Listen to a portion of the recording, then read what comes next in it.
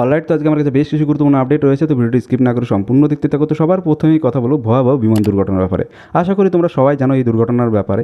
তবে রিসেন্টলি একটি ভিডিও সামনে এসেছে এবং সেই ভিডিওতে দেখা যাচ্ছে এক ব্যক্তি দিল্লি থেকে আহমেদাবাদে আসছে এবং আসার পরে যে কন্ডিশন ছিল এই যে বিমানটি AI-171 তার ভিডিও সে করে এবং সেখানে দেখায় প্রত্যেকটা সিটে যে ফোনগুলো ছিল সেগুলো কাজ করছে না, স্ক্রিনগুলো কাজ করছে না এবং এয়ার কন্ডিশনও ঠিক মতন কাজ করছে না।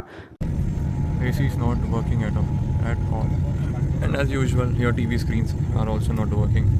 Neither this button for calling the cabin crew. Nothing is working. Nothing. Not even the light is working. See,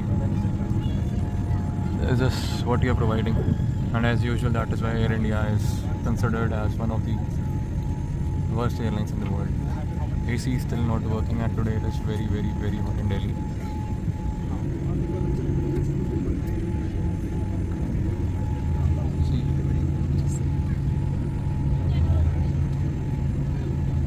Dreamliner 787.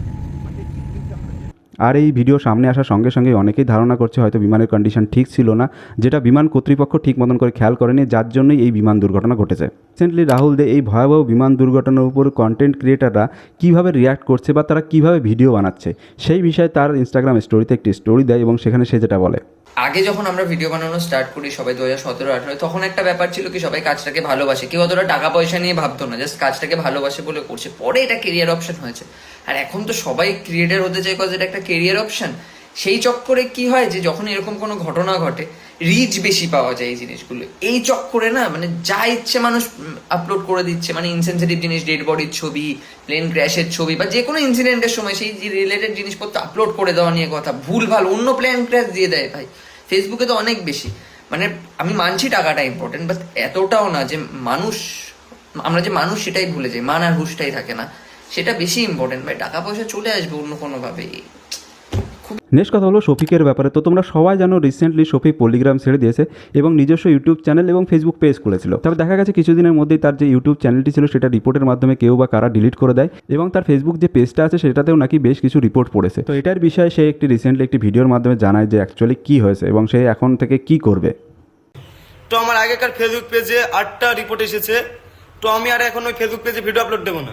তো গাইস সেই কারণে আবার একটা নতুন পেজ আমাদের পেজ আমরা কন্টিনিউ রাখছি, যেটার নাম হচ্ছে Shafiq official FF. Shafiq official FF.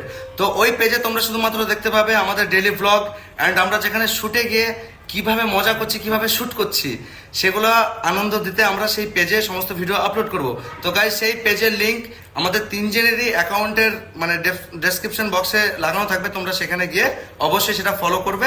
Next কথা হলো দ্য লেজিবংয়ের ব্যাপারে। তো রিসেন্টলি লেজিবং গেছিলো শ্রীরামপুরে এবং সেখানকার খাবার দাবারের ভিডিও করে এবং সে বলে সেখানকার ভালো খাবার আছে, খারাপ খাবারও আছে। তবে এই বিষয়টা শ্রীরামপুরবাসী কেমনভাবে নেবে তার জন্য সে তার ইনস্টাগ্রাম স্টোরিতে একটি স্টোরি দেয় এবং সেখানে সে যেটা বলে, ব্যাপারটা হচ্ছে আমি শ্রীরামপুরের ব্লগটা এডিট করছিলাম, এডিট করতে করতে একটা জিনিস রিয়েলাইজ করলাম, সেটা হচ্ছে আমার এই ব্লগটা আপলোড করতে একটু চাপ লাগছে। চাপ ইন হোয়াট সেন্স, মানে আমার মনে হচ্ছে দেখো ব্যাপারটা হচ্ছে শ্রীরামপুরের লোকজন আমি যা বুঝলাম তাদের খাবার দাবার নিয়ে একটু প্রাউড বা emotional, and that is completely fine, হতেই পারে, রাইট? কিন্তু ব্যাপারটা হচ্ছে আমি এখানে 3-4টে পপুলার নন পপুলার দোকানের সব মিলিয়ে মিশিয়ে গেছি, আর দেখো অনেস্ট রিভিউ দিতে গেলে না মানে ভালো খারাপ সবটাই বলতে হয় একটা রেস্টুরেন্টের। এবার লেটস ফেস ইট, একটা রেস্টুরেন্টের সব খাবার ভালো হতে পারে না, রাইট? ভালো খারাপ মিলিয়েই হয়। এবার আমি ভালো খারাপ মিলিয়েই বলেছি, যেরকম যেটা লেগেছে, অ্যাম্বিয়েন্স বলো, খাবার দাবার বলো, প্রাইসিং বলো, সব আমি যেরকম অনেস্ট রিভিউ দিই।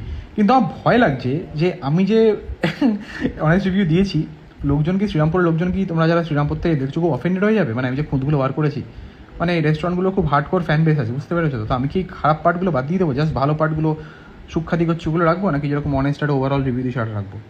কী করা উচিত? তো এখনকার পর্যন্ত এইটুকুই, দেখা হচ্ছে নেক্সট ভিডিওতে। ততক্ষণ যেন থ্যাংক ইউ অ্যান্ড বাই।